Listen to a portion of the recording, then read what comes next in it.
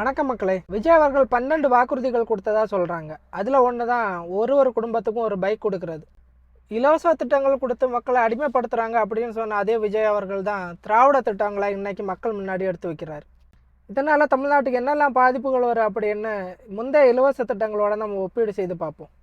2006 DMK government ஆட்சிக்கு வந்தப்போ தமிழ்நாட்டோட மொத்த கடன் 62,000 கோடி. 2011 இவங்க ஆட்சி முடிகிறப்ப தமிழ்நாட்டோட மொத்த கடன் 1,27,000 கோடி. இதில் வீட்டுக்கு ஒரு கலர் டிவி கொடுத்தது, இலவச அரிசி கொடுத்தது அப்படின்னு எல்லா திட்டங்களும் அடங்கும். 2011 ஏடிஎம்கே கவர்மெண்ட் ஆட்சிக்கு வந்தப்போ தமிழ்நாட்டோட மொத்த கடன் 1,27,000 கோடி. அவங்க 2016 ஆட்சியை முடிக்கிறப்போ 2,20,000 கோடி கடன்.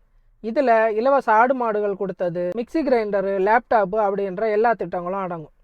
இப்போ நம்ம பைக்குக்கு வருவோம்.